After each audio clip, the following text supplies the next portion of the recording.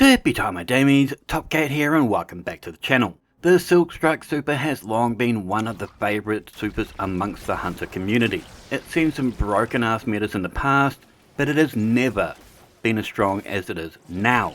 With this kit we'll be able to take it from its base damage of 4.5k all the way to a juicy 65,000. The spin to win attack only puts out 4.5k, but of course it does this to each individual target it hits. When you have that chunky target in front of you, we use the single melee attack, and this will give us 13,605. Ideally you want 5-piece Paragon with the intention of getting 200 super stats. This pushes up our super damage to 19,830. Now as we're using the melee variant in the super, we can actually buff our super damage by buffing our melee damage. Our threaded spike will hit the initial target, then go ping ping ping ping ping, passing through them all before returning to us. We catch it and get back melee energy. It gets weaker as it goes along, but the initial damage hits for 438, but when we push up that melee stat to 200, it's going to hit for 569. Then in the artifact we have Shield Crush on, so if we have Frost Armor, Avoid Overshield, or Woven Mail, this then pushes out our melee damage to 854. Looking back at our super, with the combination of 200 super stats, 200 melee stats, and 6 stacks of Feast of Light given to us from either the Spirit of Stars or the OG Star Eater Scales, we are now hitting for 33,705 damage. Now realistically the OG Star Eater Scales will give us a more consistent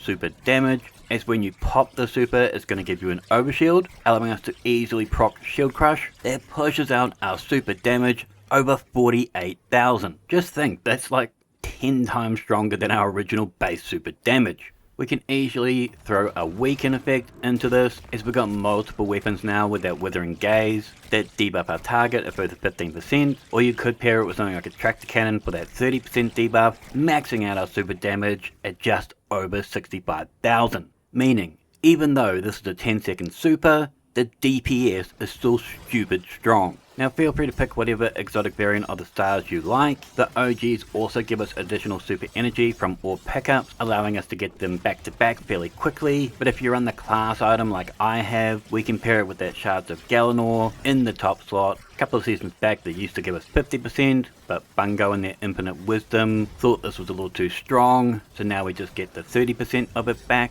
based on damage applied during the super. But considering this is a roaming super, we still get these back on the regular. And in this build we don't always want to be like stacking it up to that Feast of Light times 6. Some situations we just need to pop it, clear house, move on. Not every room has that yellow thick boy in it. Sometimes it's just a room full of acolytes, so you just need to move straight through them and move on to the chunk. Now in order to get both 200 super and 200 melee, we're going to need to use font mods. We've got 2 super and 2 melee fonts on both our gauntlets and our helmet. So our base stats with 5 pieces of Paragon, or 4-piece Paragon, 1-piece Grenadier, will sit at that 160 mark. I run a stacks on stacks mod on my leg, so every time we pick up an orb of power, it's going to grant us 2 stacks of armor charge, with 1 time dilation mod on my cape, pushing out each armor charge to 15 seconds, thus making our font charge more regular than a bowl of brand cereal.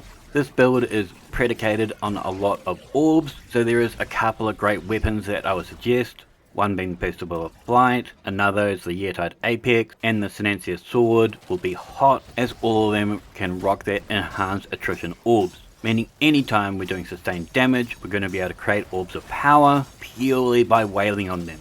This is advantageous over our typical siphon mods, which we are running them of course, but when we go into like -40 and upwards content, we need a more consistent way of making orbs, as chaining weapon kills can become slightly harder. I've also got on faceted of purpose, so when we pick up an orb of power, it's going to give us 5 seconds of Woven Mail. I've done this particularly when I'm running the exotic class item, as I can wail on the bad dude with my weapon, then pop my super for that bonus strength. You could also run weapons that have like repulsive brace on them to give us the void overshield. I won't go into this too deeply, as every player like has their own kitted toys they like to use, but I'm sure you guys will find something that you like. I'm also using the grapple melee. At basis hits for 1126, but as it is a grapple melee, it is buffed by Woven Mail and Shield Crush. This pushes its damage to 1424, as it's coated both half grenade, half melee. Now outside of your choice between your exotic armor piece, there's going to be one other choice you really need to make. We all love that Ascension aspect. It gives us amplified on the regular, giving us bonus damage resistance and jolting targets. This can be good to stun champions whilst we're already in our super, but with this kit we've only got 15 class ability stats